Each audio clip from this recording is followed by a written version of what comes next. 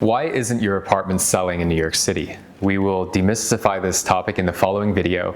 I'm Nick over at Hauseit. We are the largest for sale by owner, 1% full service and buyer agent commission rebate company based here in New York City. Visit our website, hauseit.com, to learn about ways to save money when buying and selling here in New York City.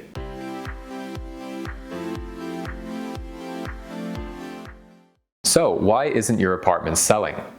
You've probably read a number of articles online and in places like the New York Times, which talk about bidding wars and hyper-competitive situations for New York City real estate. The reality is that things are not always as rosy as they're outlined in news coverage. Even in the strongest market, there are certain listings that will not be easy to sell. But fortunately, there are a number of things that you yourself can fact check about your listing to determine whether or not any of the reasons why you're not selling are easily resolvable by you through immediate changes. So here are 9 reasons why your apartment is not selling in New York City. Your apartment is overpriced. Your apartment is generic. Your monthlies are too high. Your home is not staged well. You have poor photos. There is no floor plan on your listing. Your building is too strict. There is lots of competing inventory. Your building has financial issues. And for good measure, a 10th reason.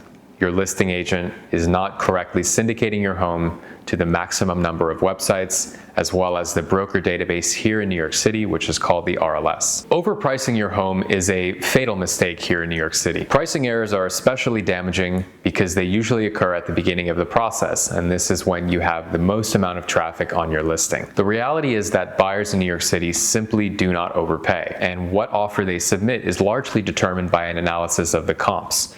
Fortunately, these comps are readily available to buyers as well as yourself. So you'll want to take a hard look at the comps and come up with an honest evaluation as to how your apartment compares to the comps. For example, just because you've renovated your kitchen does not mean that your apartment is worth $100,000 more than the apartment upstairs, which sold last year. In particular, you might have overpaid for your contractor. What if the same job that you did with this contractor could have been done for $25K? The buyer will not care that you paid $75K or $100K for a job that they could have done for way less. The other issue with being overpriced to start is that you'll inevitably have to reduce your price. And most sellers who are hesitant to start with a realistic price are also very hesitant and drag on and delay when it comes to price reductions. If you do not reduce your price aggressively and quick enough, you will always be behind newer listings that come to market at better prices, which thereby siphon away all of your buyer traffic. Another common mistake on pricing is to fail to pay attention to key search thresholds. If, for example, an apartment 1 floor below you sold for $999,000, you might think it's reasonable to list for $1,015,000. But doing so ignores the elephant in the room, which is the mansion tax. The mansion tax kicks in at $1 million, and many purchasers are religiously opposed to doing anything above this threshold for fear of having to pay the mansion tax, which is 1% for purchases of $1 million or more and below $2 million. So ironically, you might actually have a higher shot of getting a bidding war and selling for a higher price by actually listing below $1 million, even if you think that your property is worth more than $1 million. By generic apartment, we mean that you may be selling an apartment in a huge building with lots of other listings. And if you're selling in a large building, it probably means you're in an area that has a number of other large buildings with listings that are competing with yours. And in this situation, buyers have a ton of leverage as it relates to picking the exact property they want, the exact floor, the exact condition, and on top of everything, choosing the exact price they're willing to pay. So if your apartment falls in this generic category, you need to be very, very responsive to the feedback that you hear from the market, and you may very well have to be more flexible as it relates to negotiations on your listing. Your home is not well staged. What do we mean by this? Well, here's an example. You have a massive couch with reclining features. It's probably not going to make this living room look very big. You'd probably want to replace this couch with some sort of lighter mid-century type of sofa, perhaps a bit narrower, something that shows the legs, which opens the space beneath the couch. It also goes without saying that before listing, you really do need to declutter and remove any unnecessary furniture, particularly if they are in sight lines that are noticeable in listing photos. You have poor photos. Believe it or not, there are tons of sellers in New York City who go to market with amateur, unprofessional photos. This is particularly common with FSBO sellers, but there are actually listing agents out there that are very poor with the photography as well. A photo is truly worth 1,000 words in New York City real estate, and the truth is that a photo is the main driver of traffic to your listing.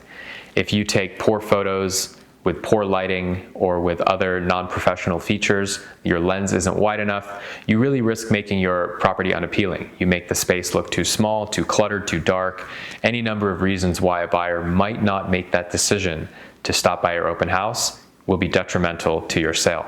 There is no floor plan on your listing. Not having a floor plan is a major issue as it relates to selling in the city, and this is because the majority of buyers are represented, and buyer agents usually don't even look at a property that doesn't have a floor plan. The reason being is that buyer agents are tasked with screening a ton of listings and finding the right option for buyers. Many buyers have constraints and requirements, such as the bedroom needing to fit a king bed or having a living room that is more than 15 feet wide. If there's no floor plan, the buyer's agent cannot easily accomplish this in the same sitting. They'd have to reach out, ask for a floor plan, and possibly even go preview the apartment. For buyer's agents who earn commission-only income, this is just not realistic. So if you don't have a floor plan, we suggest you obtain one as quickly as possible. Your building is too strict. Now, admittedly, this is not something you can really fix, but perhaps in hindsight, you should probably avoid in your future apartment moving into a building that has unreasonably strict requirements in any facet of the house rules. For example, buildings which do not permit general open houses make it very hard for listing agents to market properties. Buildings with strict pet policies, strict sublet policies, or strict buyer financial requirements further turn off potential buyers and also simply narrow the pool of buyers by way of these requirements that many buyers cannot meet. A strict pet policy is particularly egregious, as the truth is, how can allowing cats in a building be that harmful to anybody? Many people have cats. Cats don't really affect anybody because cats are rarely taken out of an apartment. So a co-op building that prohibits cats is essentially shooting itself in the foot and giving a signal to the market that they are unreasonable people. So many buyers don't want to have anything to do with this. Now, if you're selling, it's obviously too late to change your building's policies. So the only way you can respond to this is through your pricing. Your pricing will have to be more competitive than for other listings from different buildings in the area. There is lots of competing inventory. Again, this is something that you really cannot physically change yourself. Of course, if there are tons of listings that are like yours, competing for the interest of buyers, in theory, it's a buyer's market in your particular location and price point.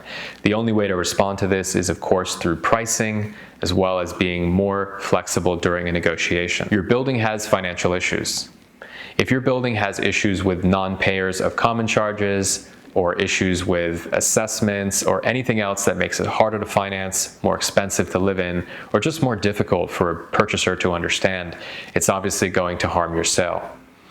So obviously in this case, you can't do much about it yourself, seeing as the conditions are already there. But what you can do is perhaps be over-communicative and transparent with prospective buyers, furnish information about what's going on in the building, any updates to the situations, any updates from management. Have all these documents and come up with a sales pitch to convey this information to a prospective buyer. We hope you found this video helpful. I'm Nick at Hauseit. Visit our website, hauseit.com, to learn about ways to save money when buying and selling real estate in New York City. And if you like this video, leave us a comment, like, and subscribe.